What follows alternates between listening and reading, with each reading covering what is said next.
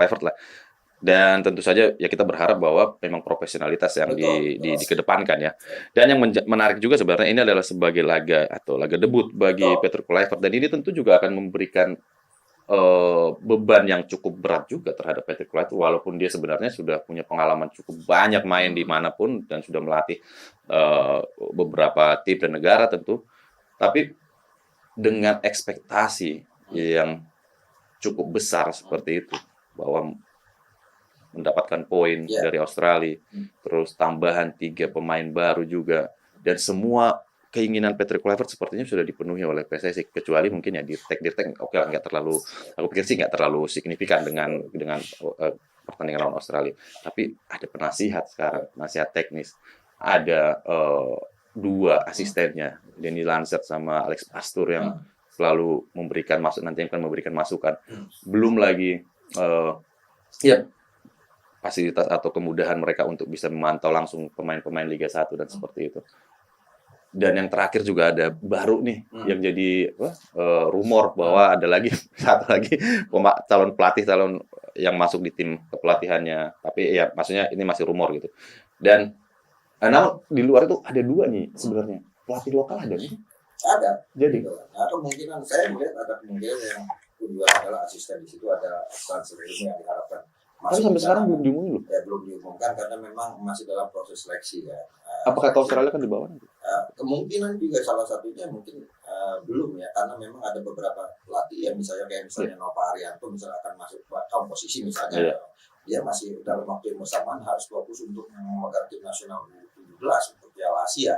Ada beberapa nama yang sudah dipanggil kan, ada Kurniawan Widianto, Eko Purjanto, Bima Sakti, termasuk Julio Busquets. Tapi kan ini masih dalam proses proses untuk seleksi yang dilakukan oleh.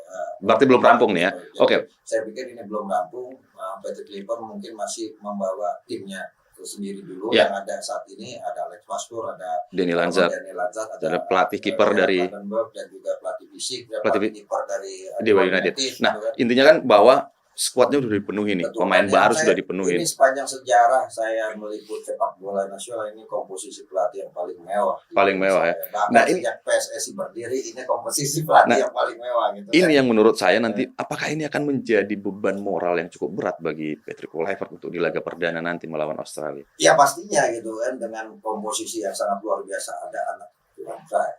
Iya, betul. Salah satu legenda sepak bola Belanda, walaupun kalau dari sisi main misalnya, ini yang menarik.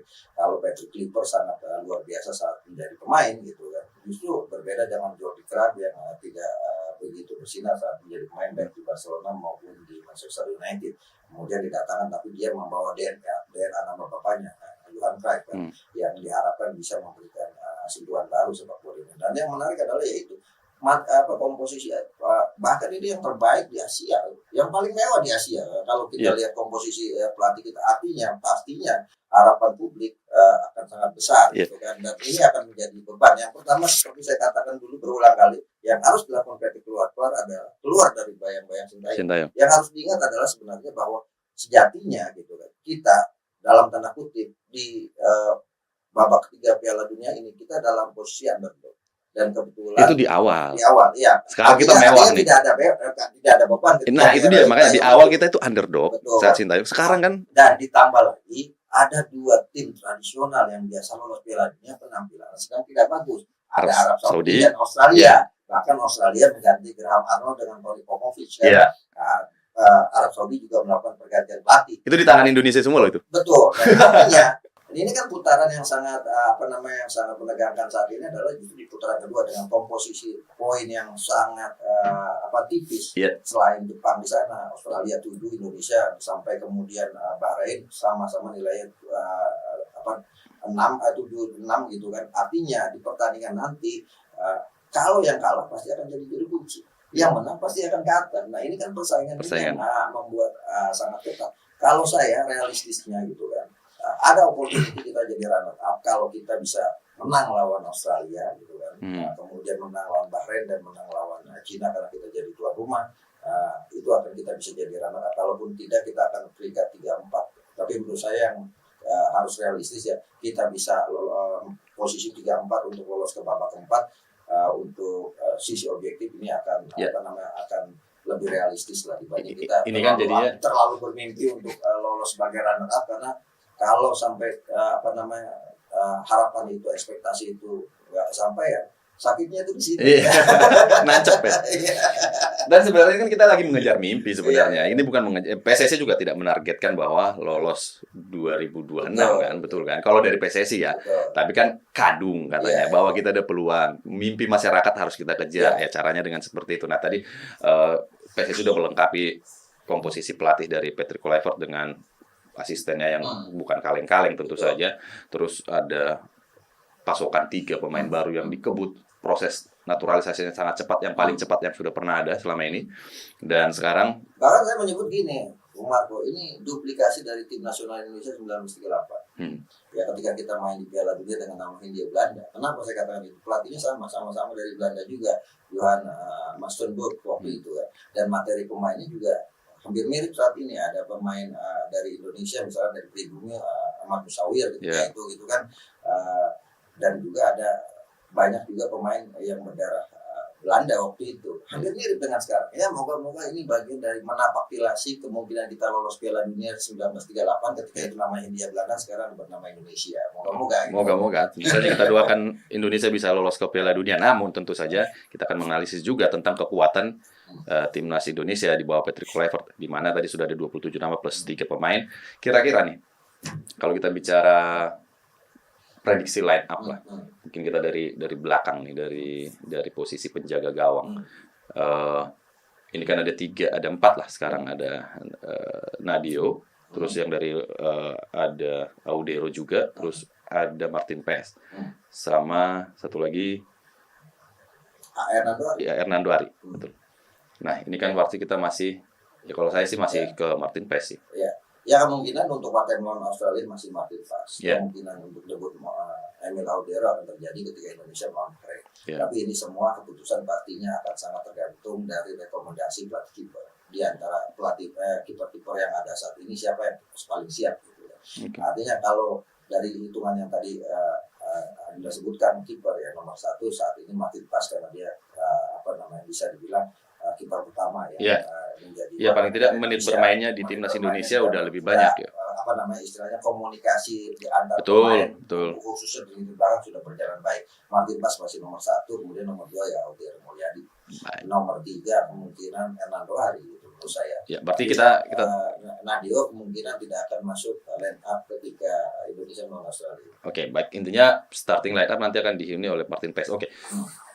Kira-kira untuk skemanya, berarti ini formasi menyerang karena memang kan membutuhkan poin ya. Tapi nggak tahu nih, kalau memang targetnya adalah 1 poin, apakah memang bermain bertahan itu menjadi solusi atau justru memang lebih banyak keinginan untuk memegang bola gitu. Ya, Alex Pastur sudah mengatakan apapun polanya yang penting menang. Artinya bertahan juga akan dilakukan kalau kemudian kita bisa menunjukkan kemenangan. Artinya sepak bola sekarang adalah sepak bola yang pragmatis. Kemenangan menjadi tujuan utama. Sepak bola resultan istilah saya kan. Tidak perlu bermain dengan permainan indah dan sebagainya seperti era Brazil dulu. Yang penting kita bisa menang, itu yang paling utama. Karena apalagi dalam persaingan untuk lolos Piala Dunia ini, di mana poin para pesaing sangat ketat. Jadi menurut saya, tapi yang akan membedakan adalah mungkin gaya bermain antara Sintayong dengan generasi Patrick Kluivert saat ini, gaya bermain, filosofi bermainnya. Karena Belanda itu agak berbeda tentunya dengan Korea Selatan dalam gaya bermain. Korea Selatan lebih kepada fisik, sementara misalnya Belanda dengan total footballnya lebih kepada bukan ball position, lebih bermain lebih simpel gitu. Dengan bola-bola intinya lebih banyak memegang bola ya. Tidak banyak berlari istilahnya seperti itu kalau lebih efisien jatuhnya.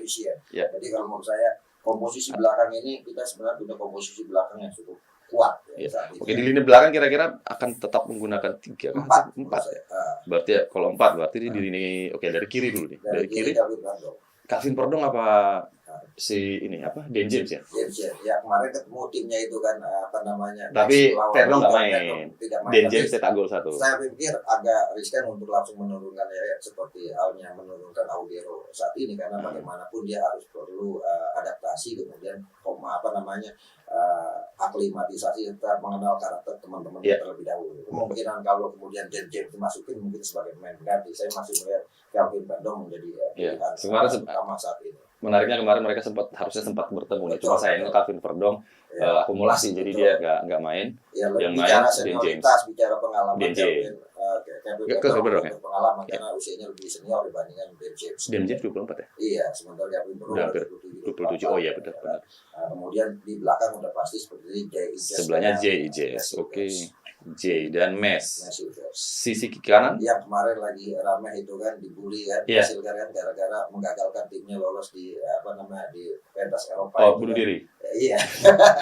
Tapi Mes memang cukup berat beban yang harus ditanggung Mes karena memang ya mulai dari pergantian Sintayong dia juga kena Ya, kemarin. artinya gini, Mes itu punya pengalaman baru setelah jadi warga negara Indonesia, kapanpun media sosialnya pasti akan banjir dengan kritikan. Ya, mudah-mudahan sih sebenarnya sebagai pemain profesional cukup kuat lah mentalnya untuk bisa menghadapi kritik-kritik seperti itu.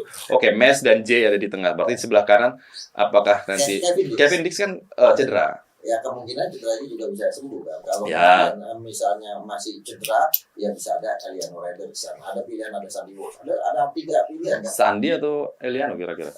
Kemungkinan adalah Eliano Raiders ya kalau saya melihat gitu kan, untuk kemudian atau kemudian pilihan utama masih Kevin Dix sih menurut saya. Kevin Dix. Walaupun kemarin juga kalau itu yang kemudian menyebabkan cedera itu dibully juga oleh netizen, yang memang luar biasa netizen Indonesia.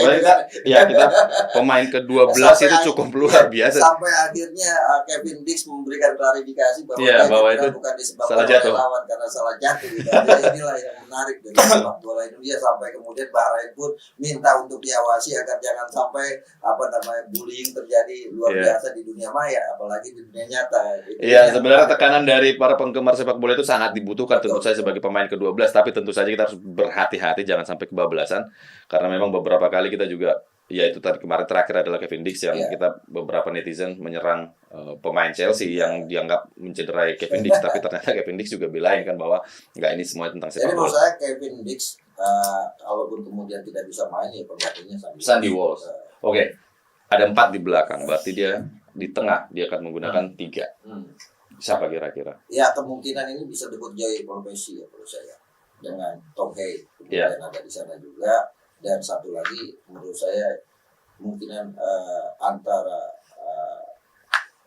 Marcelino atau Eliano Raiders salah satunya. Oke. Gitu kan. Berarti Tom Hay. Terus tapi saya lebih menarik sebenarnya, saya ingin komposisi ini semua pemain diaspora. Oke. Kalau untuk pemain diaspora kira-kira dari belakang ke depan? Ya di belakang kan udah pasti diaspora. Ya, oke, diaspora. Tengah. Kemudian tengahnya ada Tom Hay, kemudian ada tadi saya katakan Pelopesi, plus satu lagi ya Nathan Joan karena Ivan Jenner cedera akumulasi. Oke. Nathan Joan di posisi depan.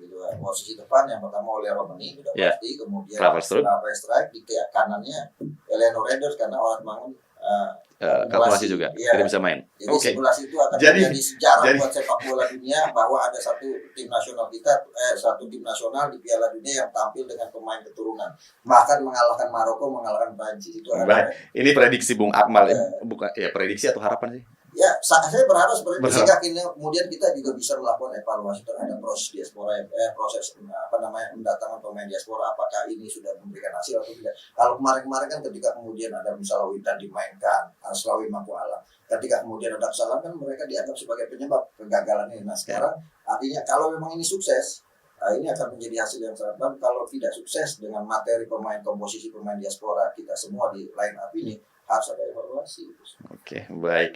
Ya, apapun itu tentu saja komposisi pemain dan skema permainan itu ada di tangan Peter. Ya karena sekarang ini kan ekspektasi publik dengan hadirnya pemain-pemain diaspora sangat besar. Betul. Sehingga kemudian ya sekarang mereka sudah menjadi warga negara Indonesia, yang mereka harus membuktikan kemampuan dan kualitas mereka untuk mengangkat sepak bola Indonesia ke pentas dunia. Dan itu harapan kita bersama. Sebelum kita closing karena memang udah mau buka nih. Belum ternyata, tapi memang udah harus kita akhiri. Udah cukup lama kita berbincang tentang persiapan Indonesia melawan Australia. Terakhir, sedikit aja, prediksi skor kira-kira?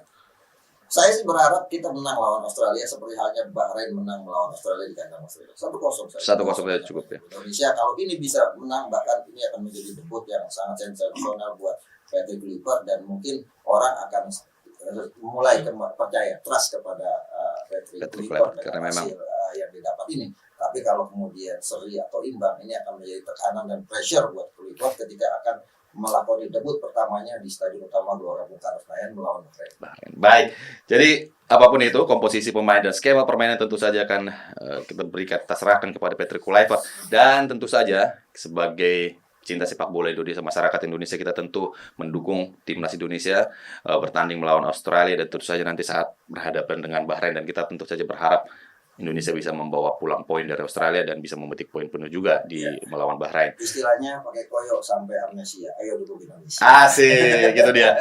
Baik, sampai di sini dulu DPO hari ini. Kita kembali di edisi berikutnya. Bye bye. Terima kasih Bung Amal. Oke, thank you, mantap.